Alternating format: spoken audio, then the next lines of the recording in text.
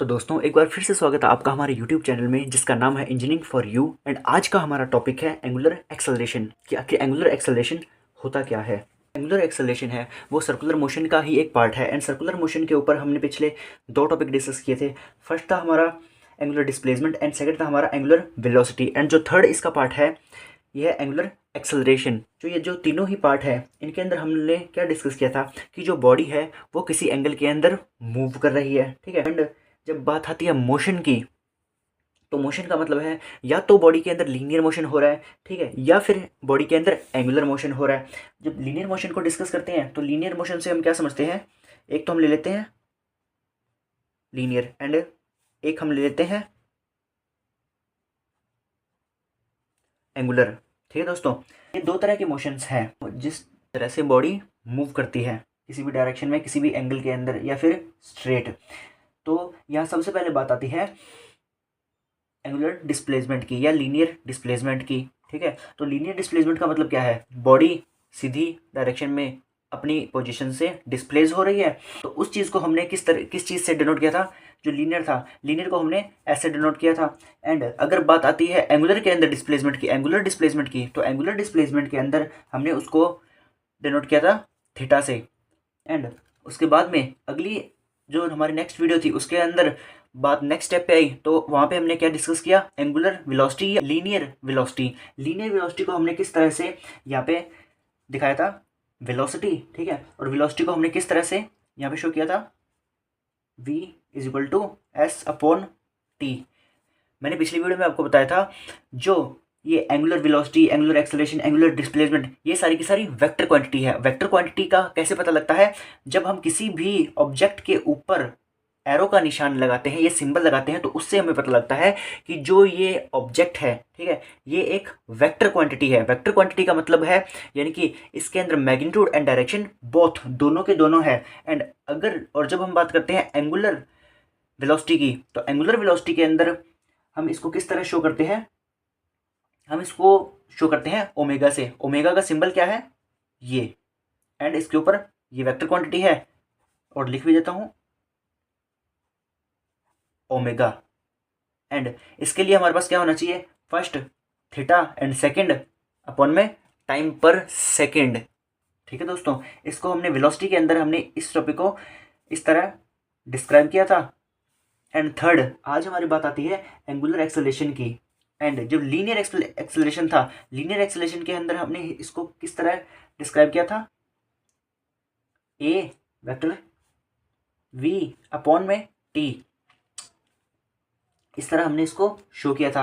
अब आज हम पढ़ेंगे एंगुलर एक्सेलरेशन। तो एंगुलर एक्सेलरेशन का मतलब क्या है और उसको हम किस तरह शो करते हैं। फर्स्ट ऑफ ऑल, जो एंगुलर एक्सेलरेशन है उसको हम किस सिंबल से डिनोट करते हैं, जो एंगुलर एक्सेलरेशन है उसको हम अल्फा से डिनोट करते हैं। कौन से सिंबल से, अल्फा, ठीक है, इसे हम डिनोट करते हैं। और एंगुलर एक्सेलरेशन को फाइंड आउट करने के लिए हमारे पास क्या क्या होना चाहिए, फर्स्ट ऑफ ऑल तो हमारे पास ओमेगा होना चाहिए, सेकंड हमारे पास टाइम होना चाहिए। देखिए, अगर कोई ऑब्जेक्ट की अपनी पोजीशन से डिस्प्लेस हो रहा है तो उसके अंदर वो कुछ टाइम भी तो ले रहा होगा, तो ये वही टाइम है। इसके अंदर जो टाइम है किस तरह ले रहे हैं, टाइम पर सेकंड, यानी कि 1 सेकंड के अंदर जो हमारा ऑब्जेक्ट है वो कितना डिस्प्लेस हो रहा है, ठीक है। इस टॉपिक का एक आपको रूल बता दूं, अगर हमारे ऑब्जेक्ट के अंदर वेलोसिटी इंक्रीज होगी तो हमारा एक्सेलरेशन भी इंक्रीज होगी। यानी कि कुल मिला के कहने का मतलब है जो वेलोसिटी है वो एक्सेलरेशन के पैरेलल है, जो एक्सेलरेशन है वो वेलोसिटी के पैरेलल है, यानी कि जो एक्सेलरेशन है वो वेलोसिटी के ऊपर डिपेंडेंट है। जब वेलोसिटी बढ़ेगी तो एक्सेलरेशन बढ़ेगी, वेलोसिटी घटेगी तो एक्सेलरेशन घटेगी। एक्सेलरेशन डिपेंडेंट ऑन वेलोसिटी, ठीक है। एंड अब हमारे पास ये जो टॉपिक है इसको फाइंड आउट करने के लिए हमारे पास क्या होना चाहिए, जैसे कि ये हमारा एक ऑब्जेक्ट है, ये अपने ऑब्जेक्ट से एक एंगल के अंदर डिस्प्लेस हो रहा है, यानी कि ये यहाँ इस पोजीशन से, ओमेगा इस पोजीशन से अपनी इस पोजीशन पे डिस्प्लेस हो रहा है, ठीक है। ओमेगा 1 यहाँ से ओमेगा 2 की पोजीशन पे पहुँच रहा है और ये अपनी उस पोजीशन से एक एंगल भी क्रिएट कर रहा है जिसको हम थीटा डिनोट करते हैं। और जब ये सर्कुलर मोशन कर रहा है तो यानी कि ये अपने सर्कुलर पाथ के ऊपर मूव कर रहा है, तो सर्कुलर पाथ के ऊपर मूव कर रहा है तो इसका एक सेंटर पॉइंट भी होगा। तो सेंटर पॉइंट हमारे पास इसका ये आता है, और उस सेंटर पॉइंट से ये अपनी इनिशियल पॉइंट के बीच में एक रेडियस, एक लेंथ भी तो बन रही होगी। तो ये यहाँ पे हमारी बनती है इसकी रेडियस, और ये भी हमारी इसकी रेडियस ही है। एंड जो हमारा ऑब्जेक्ट है वो हमेशा हमेशा एंटी क्लॉकवाइज मूव करेगा। एंटी क्लॉकवाइज का मतलब जिस डायरेक्शन में घड़ी मूव करती है उसका उल्टी डायरेक्शन, ठीक है दोस्तों, उसकी उल्टी डायरेक्शन के अंदर हमेशा मूव करेगा। जब वेलोसिटी इंक्रीज हो रही है तो एक्सेलरेशन भी इंक्रीज होगा। अब हमें ये फाइंड आउट करने के लिए हमारे पास क्या होना चाहिए, जो मैंने आपको यहाँ बता दिया। जो एंगुलर एक्सेलरेशन है उसको डिनोट किससे किया गया है, उसको अल्फा से डिनोट किया गया है। तो चलिए फाइंड आउट करते हैं एंगुलर एक्सेलरेशन को, एंड स्टार्ट करते हैं इसकी डेफिनेशन से। The rate of change of angular velocity of the body with the time is called the angular acceleration. यानी कि ये क्या कहना चाहता है, जिस दर से उस ऑब्जेक्ट के अंदर वेलोसिटी चेंज हो रही है उसी को हम एंगुलर एक्सेलरेशन कहते हैं, ठीक है। And it is denoted by Greek letter alpha, और इसको अल्फा से डिनोट किया गया है। और ये अल्फा कहाँ से लिया गया है, एक ग्रीक लेटर से लिया गया है, ठीक है। If the angular velocity of the body moving in the circular path change from ω1 to ω2 in time take second. जो ये बॉडी है वो अपने सर्कुलर पाथ के ऊपर मूव कर रही है, जो बॉडी है वो अपने सर्कुलर पाथ के ऊपर मूव कर रही है, और जो ऑब्जेक्ट है वो अपना पोजीशन कहाँ से कहाँ डिस्प्लेस कर रहा है, ω1 से ω2 पे डिस्प्लेस कर रहा है। यानी कि ω1 ω2 का मतलब क्या है, ये दो ऑब्जेक्ट नहीं है। पहली बात तो आप ये ध्यान से समझ लीजिए, ये दो ऑब्जेक्ट नहीं है, ये एक ही ऑब्जेक्ट है। ये मतलब जो ω1 है ये पोजीशन है, ω2 ये सेकंड पोजीशन है, अगर यहाँ था ω3 ω4 ω5 इस तरह, ठीक है। तो बस ये जो इसकी इनिशियल पोजीशन है, जब ये अपनी इनिशियल पोजीशन से किसी और पोजीशन पे जाता है, ठीक है, जैसे कि ये एक ऑब्जेक्ट है, ठीक है, इसने यहाँ से राउंड सर्कल में मूव करते करते ये यहाँ तक पहुँचा, तो ये इसकी इनिशियल पोजीशन हो गई, एंड जो ये इसकी फाइनल पोजीशन हो गई, ठीक है। तो जो इसकी पहली पोजीशन थी इसने यहाँ से शुरू किया, तो इसको मैं क्या करूँगा, इसको मैं ω1 डिनोट कर दूंगा, एंड ये एंगल में मूव करता करता करता करता करता करता ये यहाँ तक पहुँचा, तो मैं इसको ω2 कर दूंगा। यानी कि मैं क्या कहना चाहता हूँ, ऑब्जेक्ट है वो ω1 से ω2 तक मूव किया एक एंगल के अंदर, ठीक है। कहीं आप समझ लो कि ये एक ऑब्जेक्ट है और ये यहाँ पे दूसरा ऑब्जेक्ट है ओमेगा, नहीं, ये ऑब्जेक्ट एक ही है। ये दो पोजीशंस को शो किया गया है एक ही ऑब्जेक्ट की। It describe how quickly on object rotation is speeding up to slowing down. It is to vector quantity and it measure in the radius per second. कहने का मतलब क्या है इस टॉपिक का, ऑब्जेक्ट स्पीड से मूव करता है और जब ऑब्जेक्ट स्लो मूव करता है, तो जब ऑब्जेक्ट स्पीड से मूव करता है तो इसका मतलब है जो वेलोसिटी है वो एक्सेलरेशन के पैरेलल होगी। यानी कि जब वेलोसिटी बढ़ेगी तो एक्सेलरेशन भी बढ़ेगी, जब वेलोसिटी घटेगी तो एक्सेलरेशन भी घटेगी। इसका कहने का मतलब ये है। और जो एंगुलर एक्सेलरेशन है उसका जो एसआई यूनिट है, ठीक है, और इसको हम मेजर किस से करते हैं, इसको हम मेजर करते हैं रेडियस पर सेकंड से, ठीक है, रेडियस पर सेकंड स्क्वायर से, इससे हम इसको डिनोट करते हैं। अब रेडियस पर सेकंड का मतलब क्या है इस चीज़ का, वो मैं आपको आगे बताऊंगा, ठीक है। सबसे पहले हम इस चीज़ को समझ लेते हैं। देखिए, फर्स्ट ऑफ ऑल ये तो है इसकी इनिशियल पॉइंट और ये है इसका फाइनल पॉइंट, ठीक है। यानी कि ω1 इज इक्वल टू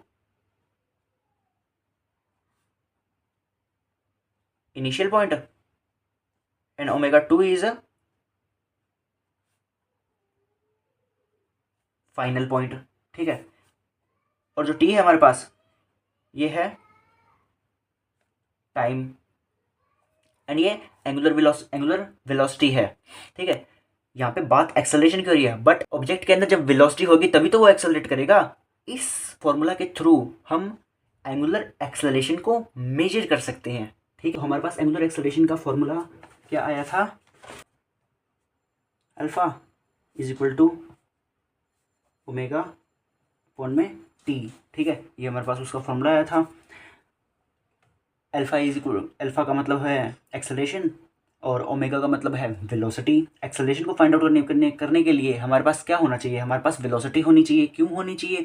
क्योंकि जो एक्सेलरेशन है वो वेलोसिटी के पैरेलल है। जब वेलोसिटी होगी किसी बॉडी के अंदर, ठीक है, तो ही उसके अंदर एक्सेलरेशन होगा। यानी कि जो एक्सेलरेशन है वो, उसका मतलब क्या है, वो वेलोसिटी के ऊपर डिपेंडेंट है। The acceleration is dependent on velocity, ठीक है। जब कोई बॉडी मूव करेगी, ठीक है, तो उसमें एक्सेलरेशन होगा। जब बॉडी मूव नहीं करेगी तो एक्सेलरेशन क्या होगा, ज़ीरो होगा। एक्सेलरेशन का मतलब क्या है, जब कोई बॉडी अपनी इस पोजीशन से अपनी इस पोजीशन पे पहुंच रही है तो उसमें इतना क्या हो रहा है, उसमें इतना एक्सेलरेशन हो रहा है उस बॉडी के अंदर, जितना वो बॉडी अपनी पोजीशन से डिस्प्लेस हो रही है तो उसमें क्या हो रहा है, एक्सेलरेशन ही हो रहा है। तो अगर ये हमारे पास फॉर्मूला है, ठीक है, अगर मैं आपको डीपली समझाऊं इस फॉर्मूले को तो इसका मतलब क्या है, इसको पूरा खोल के अगर समझाऊं तो ये क्या हैगा, अल्फा इज इक्वल टू, ये हमारे पास क्या है, ओमेगा एफ माइनस ओमेगा आई अपॉन में टी, ठीक है, ये हमारे पास आता है। क्यों आता है वो भी समझाता हूँ। देखिए ये क्या है, एक्सेलरेशन हमें फाइंड आउट करनी है, तो अल्फ़ा आ गया। और ये सारी वेक्टर क्वांटिटी है। कैसे पता लगा वेक्टर क्वांटिटी है और क्यों है वेक्टर क्वांटिटी? वेक्टर क्वांटिटी का पता ऐसे लगा क्योंकि उसके ऊपर हमने ये एरो के निशान सिंबल्स लगाए हुए हैं। इससे हमें पता लगता है कि ये सारी की सारी वेक्टर प्रोडक्ट्स हैं। अब कैसे हैं, क्यों? क्योंकि जो angular velocity, angular displacement, angular acceleration, ये सारे के सारे वेक्टर क्वांटिटी है। कैसे है? यानी कि इनके अंदर मैग्नीट्यूड एंड डायरेक्शन बोथ हैं, ठीक है।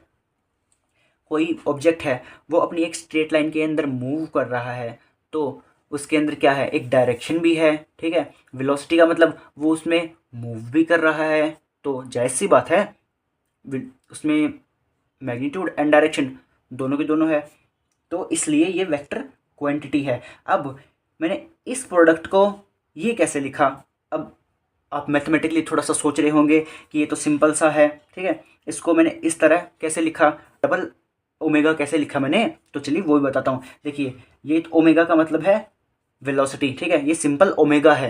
यानी वेलोसिटी को हम किससे डिनोट करते हैं, ओमेगा से। मैं यहाँ पे ओमेगा लिखूँ, मैं यहाँ पे वेलोसिटी लिखूँ पूरा, देखिए ओमेगा इज इक्वल टू क्या है,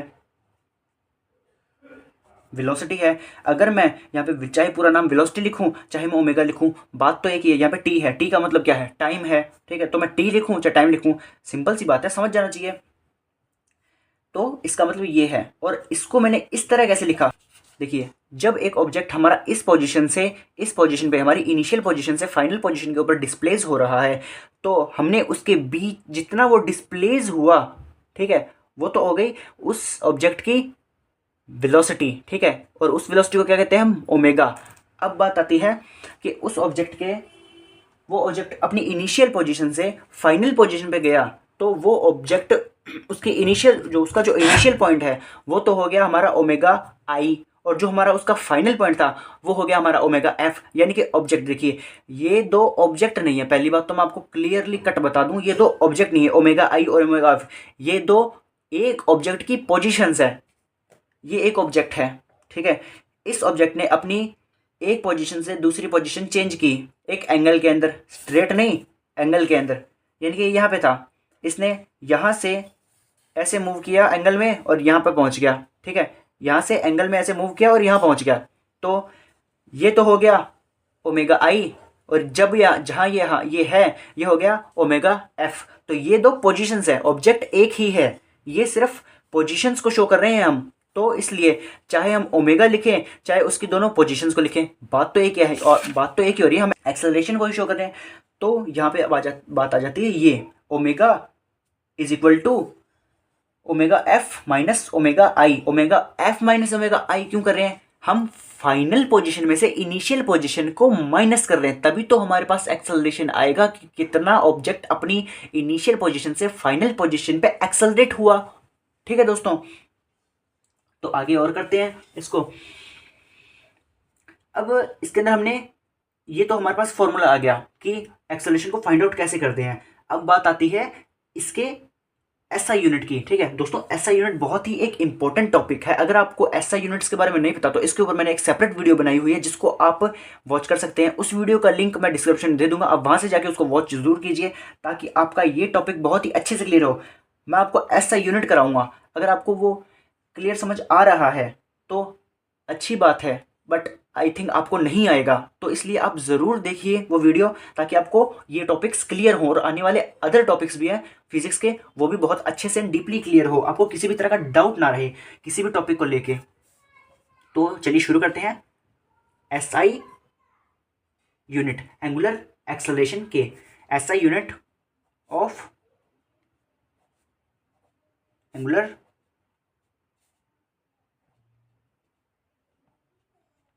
एक्सेलरेशन। ठीक है, अब एंगुलर एक्सेलरेशन के एसआई यूनिट हम फाइंड आउट किससे करते हैं। देखिए, एक्सेलरेशन निकालने के लिए हमारे पास फर्स्ट ऑफ ऑल क्या होनी चाहिए, वेलोसिटी होनी चाहिए। ठीक है, तो एंगुलर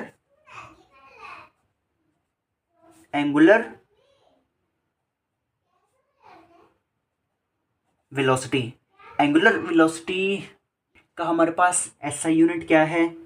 इसका एसआई यूनिट हमारे पास रेडियन है, जो कि हमने बहुत ही डीपली अच्छे से एंगुलर डिस्प्लेसमेंट के टॉपिक के अंदर क्लियरली कट डिफाइन किया हुआ है। आप वहां से जाके उस वीडियो को वॉच कर सकते हैं अगर आपको रेडियन के बारे में नहीं पता कि रेडियन आखिर क्या होता है।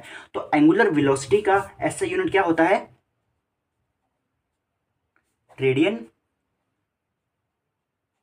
पर सेकंड। ठीक है, radian per second angular velocity का एसआई यूनिट होता है। यानी कि इसका मतलब क्या है, एंगुलर वेलोसिटी को हम किस चीज से डिनोट करते हैं, omega is equal to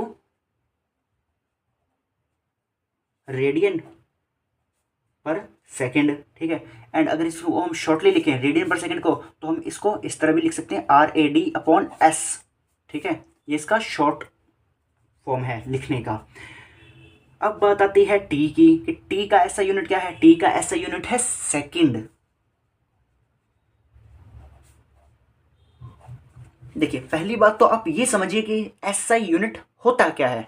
simple सी भाषा में समझाऊं तो, अगर मैं आपको 2-3 लाइन की एक समरी दे दूं, ठीक है, और उस लाइन को मैं बोलूं कि भाई एक लाइन एक अक्षर में समझा दे मुझे, ठीक है, ये लाइन है, इसको मुझे तो 2 शब्द में समझा दे या एक शब्द में ही क्लियर कट समझा दे, तो उसको कहते हैं एसआई यूनिट। ठीक है, तो अगर मैं टाइम की बात करूं तो टाइम को हम किससे डिनोट करते हैं, सेकंड से। अगर सेकंड का मैं सिंपली बिल्कुल शॉर्ट फॉर्म लिखूं तो क्या लिख सकता हूं मैं, एस।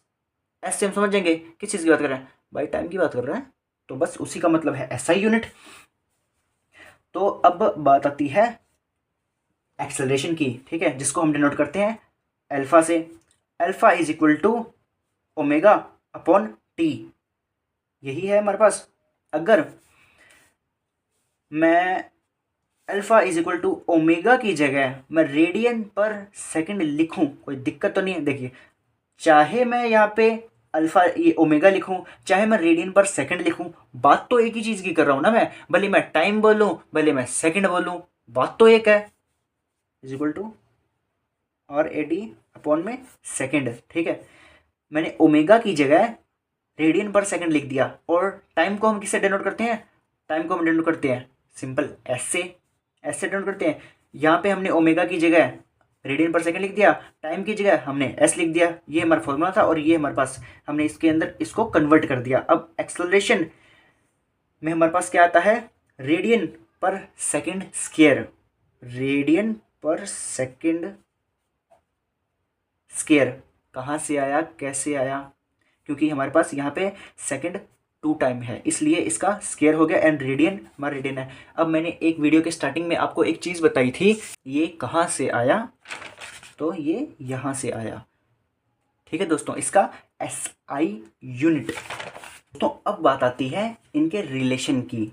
रिलेशन यानी कि जो एक्सेलरेशन है वो किसके साथ रिलेशन रखता है, यानी कि उसके सिमिलर टॉपिक्स कौन से हैं जिनके साथ वो रिलेशन रखता है या जिनके थ्रू वो बनता है और जिनको वो बनाता है। ठीक है, कि इनके रिलेशन किनके साथ है। देखिए, इनके रिलेशन है टॉर्क के साथ। आपने टॉर्क जरूर नाम सुना होगा, बट इसका मतलब आपको शायद नहीं पता होगा, एंड आई होप अगर आपको पता हो तो बहुत अच्छी बात है। ठीक है, अगर आपको टॉर्क का मतलब पता है कि टॉर्क आखिर कहते किसको है, ठीक है, बात यहाँ मोशंस की ही हो रही है, ठीक है। चलिए ये भी क्लियर करते हैं, रिलेशन टू टॉर्क। टॉर्क को हम किससे डिनोट करते हैं, टाउ से, ठीक है। अब चलिए स्टार्ट करते हैं हमारी definition. Angular acceleration is related to torque.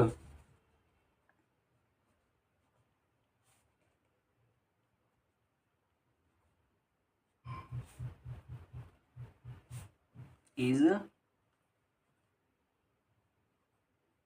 Related to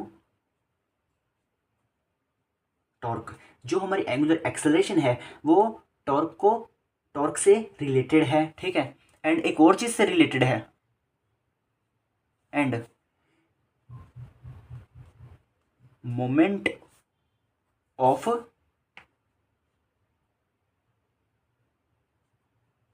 inertia.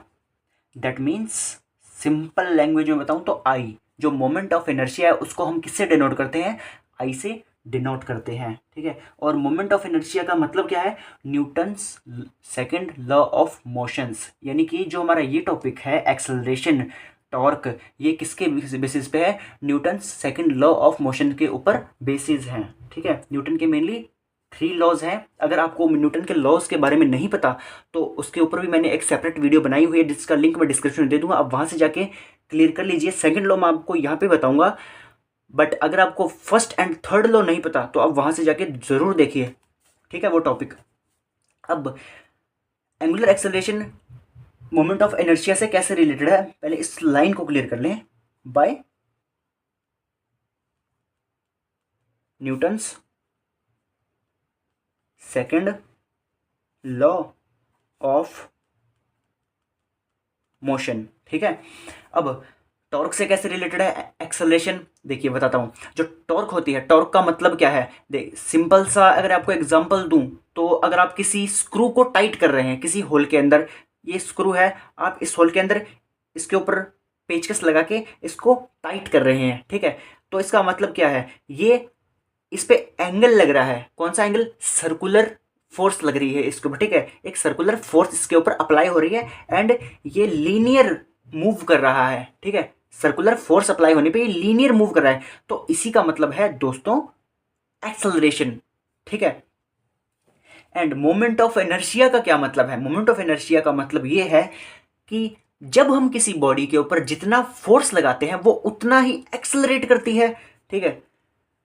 कोई भी ऑब्जेक्ट है उसके ऊपर हम जितना फोर्स लगाएंगे वो उतना अपनी पोजीशन से डिस्प्लेस होगा, कम फोर्स लगाएंगे कम डिस्प्लेस होगी, ज़्यादा फोर्स लगाएंगे ज़्यादा डिस्प्लेस होगी। तो वही मतलब है Newton second law of motion का। और ये यहाँ रिलेशन कैसे क्रिएट करती है वो बता देता हूँ।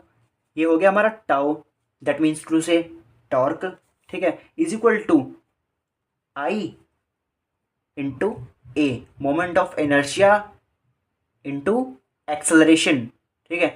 जितना फोर्स हम जिस बॉडी पे लगाते हैं वो उतना ही एक्सेलरेट होती है, ठीक है। ये यहाँ पे ऐसे रिलेशन क्रिएट कर रही है, tau is equal to net torque, I is equal to moment of inertia, and अब बारी आती है ए की, a is equal to acceleration, ठीक है। ये इस तरह इसके साथ रिलेशन क्रिएट करता है। दोस्तों ये देखिए एक्सेलरेशन का टॉपिक आपको समझने के लिए आपको पिछली 2 वीडियो देखनी पड़ेगी। कौन सी 2 video, first angular displacement, second angular velocity. देखिए क्यों देखनी पड़ेंगी उसका मतलब समझ दो। देखिए जो चीज़ है वो स्टेप टू स्टेप हो तभी आपको समझ आती है, क्लियर बात है।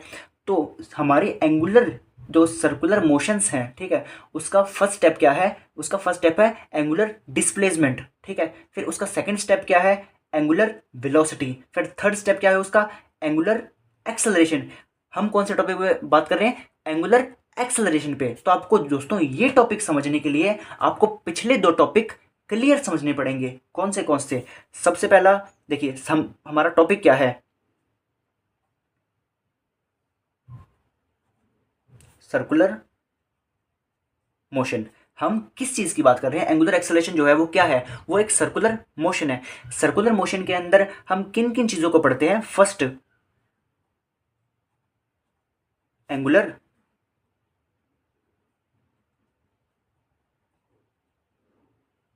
डिस्प्लेसमेंट। सेकंड क्या है हमारा? Angular velocity. थर्ड क्या है हमारा? Angular acceleration. ठीक है, यही है। तो फर्स्ट से आप जब समझना शुरू करेंगे तब आपको ये टॉपिक सही में मायने में क्लियर होगा कि मैं इस वीडियो के अंदर क्या चीज़ समझा रहा हूँ। ठीक है, तो आपको, अगर आपने अब तक ये दोनों वीडियो नहीं देखे हैं तो इन दोनों वीडियोस का लिंक मैं डिस्क्रिप्शन में दे दूंगा, आप वहाँ से जाके वॉच कर लीजिए। बहुत ही ईजी दो टॉपिक हैं। अगर आप ये दो टॉपिक समझ गए तो दोस्तों ये टॉपिक आपके लिए चुटकियों में हो जाएगा। ठीक है, तो दोस्तों अब बारी आती है डायरेक्शंस की। ठीक है, डायरेक्शंस का मतलब क्या होता है? देखिए, आपको सिंपल लैंग्वेज में समझाऊं तो जो एक्सेलरेशन को फाइंड आउट करने के लिए हमारे पास क्या होनी चाहिए? वेलोसिटी होनी चाहिए। देखिए, जब किसी ऑब्जेक्ट के अंदर वेलोसिटी होगी, ठीक है, जब वो ऑब्जेक्ट मोशन में होगा, velocity is equal to motion, जब वो ऑब्जेक्ट मोशन में होगा तो उसके अंदर क्या होगा? एक्सेलरेशन होगा। यानी कि सिंपल सी भाषा में कहने का मतलब है, जो एक्सेलरेशन है वो वेलोसिटी के ऊपर डिपेंडेंट है। और सिंपल लैंग्वेज में समझाऊं, जो वेलोसिटी है वो एक्सेलरेशन के बराबर है, जो एक्सेलरेशन है वो वेलोसिटी के बराबर है। ठीक है, यानी कि जब कोई ऑब्जेक्ट मोशन की फॉर्म में होता है एंड जब वो कंटिन्यूसली अपनी स्पीड इंक्रीज करता है तो वो एक दूसरे के पैरेलल होते हैं। बट जब वो ऑब्जेक्ट अपनी स्पीड को कम करता है, डिक्रीज कर लेता है, तो वो क्या हो जाता है? एक दूसरे के अपोजिट हो जाते हैं। यानी कि जब किसी भी ऑब्जेक्ट के अंदर वेलोसिटी नहीं होती तो वहां पे एक्सेलरेशन क्या होता है? जीरो होता है भाई, सिर्फ जीरो, शून्य। ठीक है, जब कोई ऑब्जेक्ट मोशन में होगा उसमें वेलोसिटी होगी तो उसमें एक्सेलरेशन होगा, मोशन में नहीं होगा एक्सेलरेशन जीरो, खत्म। वहां पे कोई लेना देना नहीं है एक्सेलरेशन का। ठीक है, तो किसी भी ऑब्जेक्ट को एक्सेलरेशन होने के लिए किसी भी ऑब्जेक्ट में वेलोसिटी होनी कंपलसरी है। अब बात आती है डायरेक्शंस की। तो डायरेक्शंस को हम अब कैसे समझते हैं? डायरेक्शंस ऑफ एंगुलर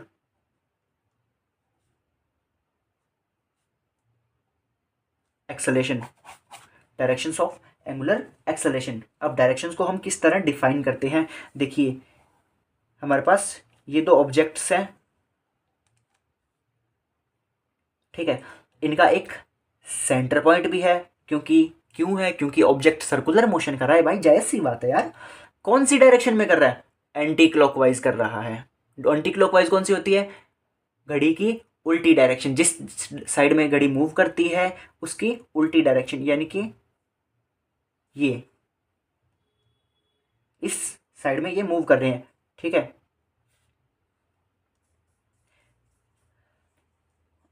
अब यहाँ पे ये हो गया हमारा इंक्रीज, ये हो गया हमारा डिक्रीज। यानी कि मतलब क्या? जो ये ऑब्जेक्ट है ये दोनों एक ही डायरेक्शन के अंदर मूव कर रहे हैं। ठीक है, इनकी डायरेक्शंस अपोजिट नहीं है, एंटी क्लॉकवाइज ही डायरेक्शंस के अंदर मूव कर रहे हैं। बट इनमें डिसिमिलरिटी क्या है कि ये जो ऑब्जेक्ट है ये स्पीड में मूव कर रहा है और जो ये ऑब्जेक्ट है ये स्लो मूव कर रहा है। ठीक है, अब मैंने आपको भी थोड़ी देर पहले क्या समझाया था? जब कोई ऑब्जेक्ट स्पीड से मूव करता है तो उसकी वेलोसिटी एंड एक्सेलरेशन क्या होती है? एक दूसरे के पैरेलल होती है। ठीक है, वेलोसिटी को हम किससे डिनोट करते हैं? वेलोसिटी को हम ओमेगा से डिनोट करते हैं। एंड एक्सेलरेशन को किससे डिनोट करते हैं? दोनों क्या है? वेक्टर क्वांटिटी है। जब दोनों स्पीड से मूव करते हैं तो दोनों क्या होते हैं? एक दूसरे के पैरेलल होते हैं, तो पैरेलल है। अब इस कंडीशन में ये ऑब्जेक्ट स्लो मूव कर रहा है, वेलोसिटी नहीं है, तो क्या होगा? एक्सेलरेशन अपोजिट हो जाएगा। अब यानी कि एक्सेलरेशन जीरो हो जाएगा, अपोजिट हो जाएगा। ठीक है, तो ये इसके पैरेलल नहीं होगा। वेलोसिटी क्या है हमारी? यहाँ पे है, ठीक है। तो एक्सेलरेशन क्या होगा, इसके अपोजिट डायरेक्शन में होगा, यानी कि एक्सेलरेशन हमारा यहाँ बनेगी। अब यहाँ आ गई ये आइटा से, यानी कि जब स्पीड बढ़ेगी तो हमारा साइन किस तरफ जाएगा, वो आउट टू द प्लेन जाएगा, यानी कि प्लेन के बाहर जाएगा। और जब स्पीड डिक्रीज हो जाएगी तो हमारा क्या होगा, तो साइन हमारा इनटू द प्लेन जाएगा। अब into the plane and out to the plane का क्या मतलब है, चलिए वो यहाँ समझते हैं। ये हमारा दोस्तों प्लेन हो गया, ये यहाँ पे एक प्लेन हो गया, ठीक है, यानी कि ग्राफ। ये हमारा जब स्पीड इंक्रीज हुई तो हमारा आउट टू द प्लेन जा रहा है, यहाँ पे स्पीड डिक्रीज हुई तो हमारा इनटू द प्लेन आ रहा है। तो दोस्तों यही मतलब है हमारे आज के टॉपिक का, जो कि था एंगुलर एक्सेलरेशन। ठीक है दोस्तों। एंड दोस्तों आई होप आपको आज का टॉपिक बहुत ही अच्छे से क्लियर हुआ होगा। अगर आपको इस टॉपिक में किसी भी तरह का डाउट है तो आप हमें कमेंट सेक्शन के अंदर बता सकते हैं, हम आपका जो डाउट है वो क्लियर करेंगे। एंड दोस्तों वीडियो को लाइक करना, कमेंट करना एंड शेयर करना बिल्कुल भी ना भूलें। एंड दोस्तों डोंट फॉरगेट द सब्सक्राइब, बने रहिए हमारे चैनल के साथ। मिलते हैं अगली वीडियो में।